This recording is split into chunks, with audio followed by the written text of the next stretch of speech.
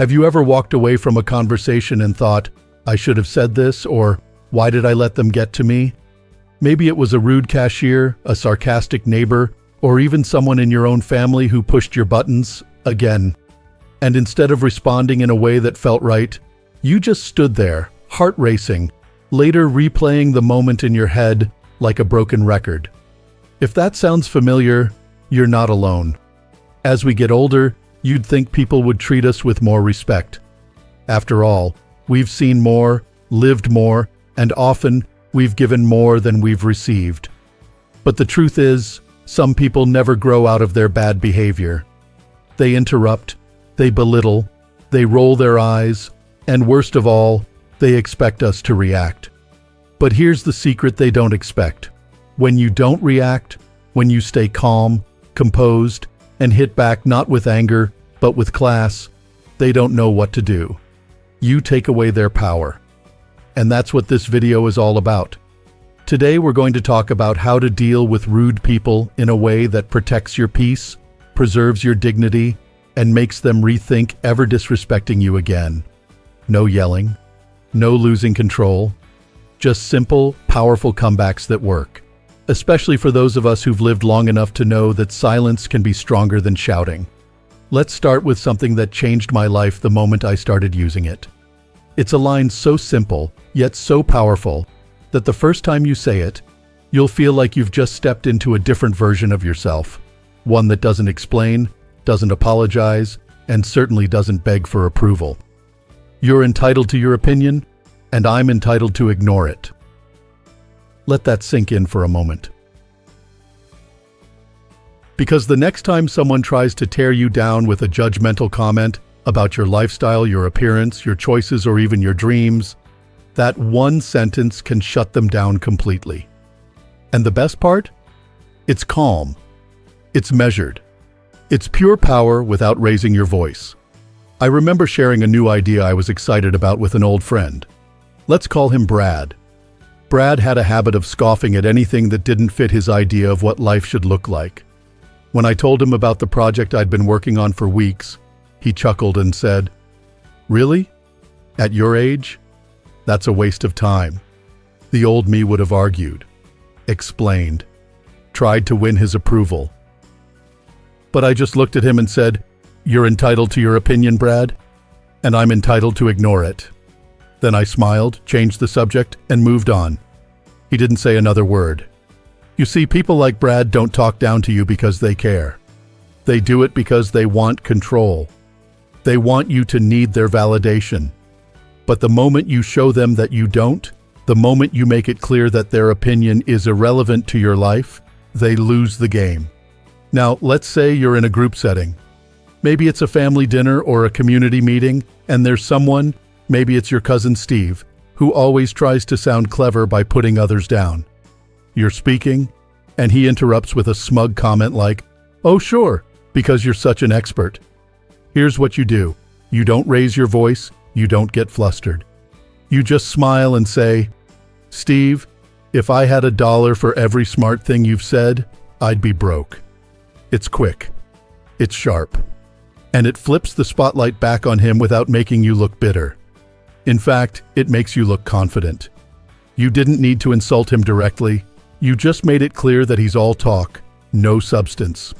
One time I used this line at a neighborhood committee meeting, and the whole room went quiet. Someone even laughed into their coffee.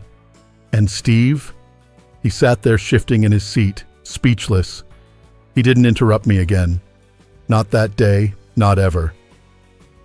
What you'll notice is that the people who dish out the most criticism are rarely doing better than you. They just talk louder. And that loudness? It's usually a mask for insecurity. So when you respond not with anger but with clarity, they don't know how to handle it. Let me share one more. There's a line I keep in my back pocket for those moments when someone's behavior goes beyond sarcasm into outright disrespect. You know the type. They talk over you, dismiss your ideas, treat you like your experience or thoughts don't matter. And they do it not once, but every time they see you. When that happens, I look them straight in the eye and say, I don't argue with people who thrive on disrespect. It's not a jab. It's a declaration. You're telling them, I see what you're doing, and I refuse to play along. And then you walk away. You don't stay to see their reaction. You don't wait for an apology.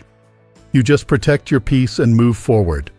It's powerful, because most rude people feed off reaction. When you don't give it to them, it's like cutting off their oxygen. You shift the power back to yourself, and they feel it. These moments aren't just about standing up to others. They're about standing up for yourself, for your peace, your time, your energy, things that are too precious to waste on people who don't treat them with care. And here's something important to remember.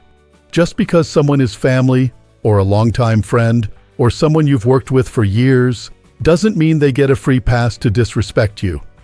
Boundaries are not age-restricted. If anything, we've earned the right to draw them more clearly than ever. So, next time someone tries to talk over you, dismiss your ideas, or make you feel small, don't match their disrespect. Rise above it, with words that are calm, clear, and impossible to argue with. Because respect isn't something we demand by raising our voices. It's something we claim by refusing to be pulled down by people who never deserved our energy in the first place. Let's keep going. There's another moment I want to share with you, one where someone thought they had the upper hand, and how just one sentence turned everything around. It happened during a morning meeting a few years back. I was sharing a suggestion to streamline a process, something simple, helpful, nothing controversial. But there was this one person, Chad, a coworker who never missed a chance to throw shade. He interrupted me mid-sentence with that smirk of his and said, "Yeah, because you're the expert, right?" Now, years ago, that would have ruined my day. I might have gone home and replayed it in my head, wondering if I should have spoken up or stayed quiet. But that day, I didn't flinch. I just leaned back, looked at Chad, and said calmly, "I don't argue with people who thrive on disrespect." I didn't raise my voice. I didn't even sound annoyed. Just calm, clear, and finished. Then I turned back to the group and kept talking. The room fell silent. Chad was stunned. He shifted in his chair, opened his mouth like he wanted to say something, but didn't. He knew continuing would only prove me right. That was the last time he ever tried that with me. And that's something I want you to carry with you. You don't need to win the argument. You just need to end it. With grace. With clarity. With a sentence that shuts the door before they even know what hit them. And when it comes to people who believe that being rude is a strength, who confuse arrogance with confidence, there's another line that works like a mirror. It doesn't just deflect the insult. It reflects it right back. Your attitude isn't going to get you very far in life. I used that one with a man named Steve. We worked together for a while, and to be honest, he thought he was smarter than everyone else. Every time someone made a mistake, he'd roll his eyes. If anyone shared an idea, he'd cut them off. He thought that if he acted superior, no one would question him. One day, he snapped at a team member during a presentation. Something cruel. Something that made everyone uncomfortable. The room went quiet, waiting for someone to speak up. So I did. I looked at Steve and said, "Your attitude isn't going to get you very far in life." I didn't follow it up with a lecture. I didn't try to embarrass him. I just said the truth and let it sit. And it worked. Steve tried to play it off, but the damage was done. You could see it in his eyes. He knew. That line cut through all the noise and struck something deeper. Because deep down, even the rudest people know when they've gone too far. They just hope no one calls them on it. You might be wondering, why do these short, calm responses work so well? Because rude people expect drama. They expect a fight. But when you stay cool, you flip the script. You show them that you are not someone to be toyed with, that you've lived long enough to know the value of your peace, and you're not giving it away just because someone else has a bad attitude. And the best part? You don't just look strong. You feel strong. Every time you refuse to engage in a fight that's not worth your energy, you build a little more self-respect. You walk away a little taller. You start to realize just how many battles were never yours to begin with. Now, there's another moment I want to share. One that shows how powerful it can be to end a conversation before it even begins. Because sometimes the most powerful thing you can say is that you're done talking. Let me tell you what happened. It was during another meeting. Yes, a lot happens in meetings. I had just started presenting a new idea when Chad, you remember him, cut in with another sarcastic comment. This time he said, "Or we could just do it the right way instead of wasting time." You could feel the tension. Everyone was watching, waiting to see if I'd bite. But I didn't. I looked right at him and said, "This conversation was over before it even started." Then I turned back to my notes and kept going. That one sentence shut the door completely. Chad sat back, visibly thrown off.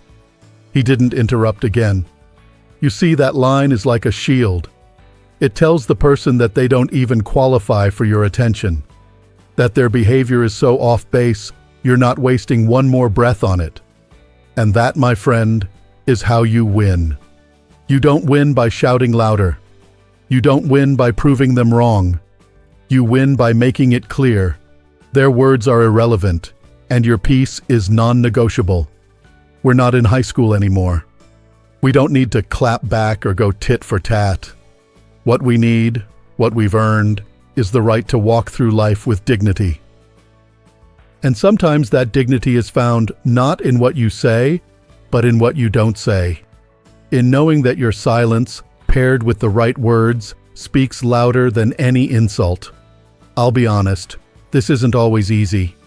Especially when the person being rude is someone close to you. Maybe it's a family member who thinks they can say whatever they want just because you're related. Maybe it's an old friend who's been passive-aggressive for years, but you never had the right words to stop it. Well, now you do.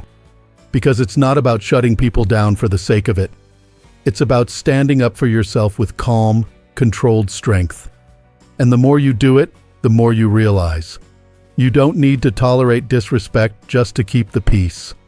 True peace doesn't come from silence. It comes from self-respect. And we're just getting started. There's one more thing I want to share with you, something a little playful, but razor sharp. The kind of comeback that makes a rude person laugh nervously while realizing they just got outclassed in the kindest way possible. It was a small get-together. Just a few friends, some light snacks, and conversation floating around the room like an easy breeze. That is, until Linda, yes, we'll call her Linda, decided to turn the air a little colder. She had this habit, you see. Always needing to say something just sharp enough to sting, but said in a way that made you second-guess your own reaction. I was sharing a story, nothing special, just a light moment about how I finally fixed the squeaky back door after months of putting it off. And right on cue, Linda chuckled and said, "Well, wow, look at you. Actually doing something right for once." The room froze for a second. A few folks smiled awkwardly. Some looked down at their tea. But I didn't miss a beat. I looked right at her, smiled gently, and said, "You seem really dedicated to making a fool of yourself." It was soft, almost kind, but it cut straight to the truth. Her smile faded, just a flicker. She waved it off with a laugh, but everyone saw it. And no one said another rude thing for the rest of the evening. That line? It's gold, because it flips their insult into a mirror. They thought they were clever, but now they're the one under the spotlight. And here's the brilliance. You didn't call them names, you didn't lose your temper. You just made it clear they were embarrassing themselves, not you. I want you to think about that. How many times in your life have you let someone else's words dictate your mood for the rest of the day? Maybe even the rest of the week? And how much of that weight did you carry just because you didn't have the words to hand it back? That's what we're doing here. We're learning not just how to protect ourselves, but how to release the pressure. Because here's the thing, rude people don't usually see themselves as rude. They think they're funny, honest, or just telling it like it is. But the moment you hold up a mirror with words that reveal their behavior for what it is, they begin to squirm. Not because you embarrass them, but because they've finally seen themselves the way others do. And you can do this without ever sounding bitter, without turning cold. You don't need to match their energy. You need to redirect it, like water slipping around a rock. You stay in flow, but you wear them down every time you don't react the way they expect. You know, after 60, we've learned a lot about people, about what's worth our energy and what's not. But sometimes we forget that we still have power in our presence, that our words, chosen wisely, can shape how people treat us, not just once, but every time they see us again. So when someone makes a snide remark at a family gathering, or a neighbor slips in that not-so-subtle dig about your garden or your plans, remember, you've got choices. You can absorb it, stew in it, carry it, or you can gently hand it back with something like, "Thanks for your input. I'll be sure to forget it immediately." It's funny, isn't it? That a line so simple can change the whole dynamic. But that's what happens when you stop giving people power they never earned in the first place. That line, in particular, has saved me so many hours of needless stress. Because you're not engaging. You're not defending. You're telling them quite clearly that their opinion won't be living rent-free in your mind today. I remember using it at a family reunion. An older cousin of mine, someone who always found something to criticize, looked me up and down and said, "Still chasing that dream of yours? When are you going to get serious about life?" I smiled and said, "I appreciate the comment. It's already erased from my mind." And then I moved on to the dessert table, quite happily, I might add. What happened next? Nothing. Because what can they say to that? You didn't fight them. You didn't feed their need for control. You dismissed the comment and moved on without missing a beat. That's elegance. That's maturity. That's strength. So let me ask you something, and really think about this. What would your days feel like if you didn't carry the weight of other people's poor behavior? What would your evenings feel like if your peace of mind wasn't shaken by every offhand comment? What would your relationships look like if you chose boundaries over bitterness? That's what these phrases give you. Not just comebacks, but clarity. A clear boundary that says, "I hear you. I see you. But I will not carry you with me." And here's what's even better. When you start using these lines consistently, with confidence, not cruelty, people start to notice. The rude ones start backing off. The silent ones start respecting you more. And the most important person of all, you, starts feeling lighter, freer, stronger. Because every time you choose grace over rage, clarity over chaos, and dignity over defensiveness, you're not just responding to the moment. You're reshaping the way people experience you. And that ripple effect, it goes far. Sometimes even farther than the insult itself. You have that power. Always have. And now, you've got the words too. So the next time someone tries to rattle you, tries to poke or provoke, remember, you're not obligated to react. You're only obligated to protect your peace. And there's one final piece I want to share with you. A quiet truth that makes all of this click into place. It's about what truly happens inside us when we stop fighting for our worth and start living like it's already known. Because here's what I've come to realize, and maybe you felt this too. So much of our stress, our regret, even our sadness over the years, didn't come from people treating us badly just once. It came from all those little moments when we let it slide. When we stayed quiet to keep the peace. When we explained ourselves to people who had already made up their minds. When we accepted being disrespected just to avoid making things awkward. But peace isn't passive. It's not the absence of conflict. It's the presence of strength. It's that quiet knowing, deep in your bones, that you're allowed to take up space in this world. That you don't need to earn respect by sacrificing your self-worth. And you certainly don't need to let someone's bad attitude dim your light. So what really happens when you start using these comebacks?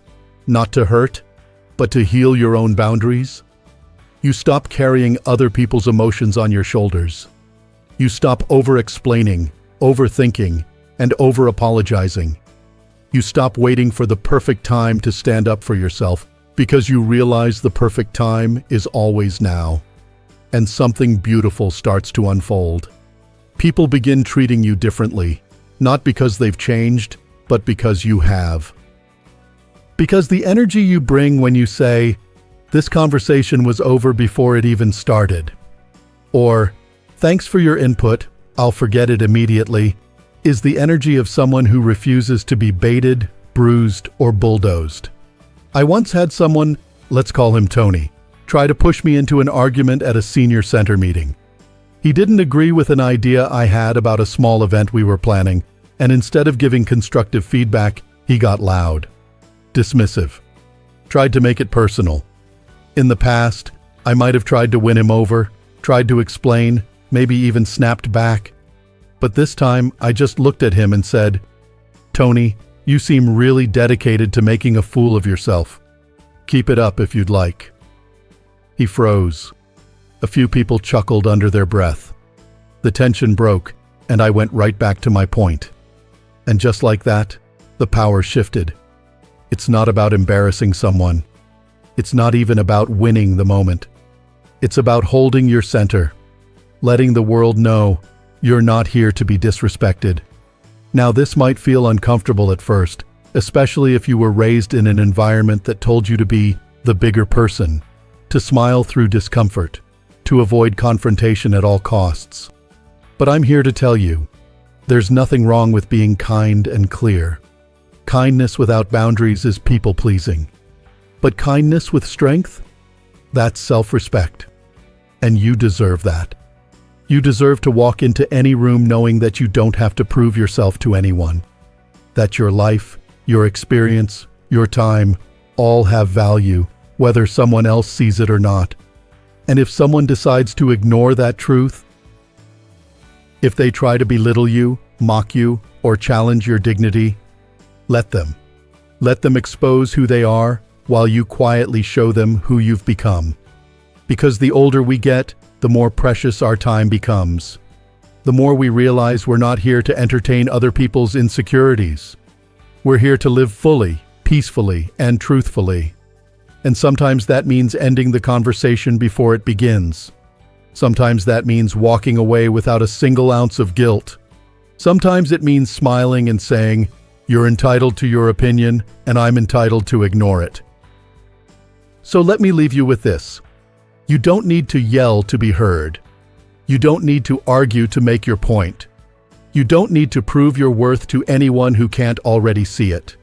Your words, when chosen with calm clarity, are more powerful than any insult ever thrown at you. And your silence, when it comes from self-respect, is louder than any shout. If you've ever struggled to find the right thing to say in the face of rudeness, I hope now you feel a little more prepared, a little more confident, a little more rooted in the knowledge that your dignity doesn't have to bend just because someone else can't stand tall. Thank you for spending this time with me. I hope you'll share in the comments if you've ever used one of these responses, or if you have your own that you'd like to teach the rest of us. Let's build each other up, one comeback at a time. And if this message resonated with you, if it made you smile or made you feel seen, please take a moment to like this video and subscribe. We've got more real talk, more wisdom, and more heart-to-heart conversations ahead. Because here's to living your best life at any age. And never, never letting rudeness define your story. You've earned your peace. Keep it.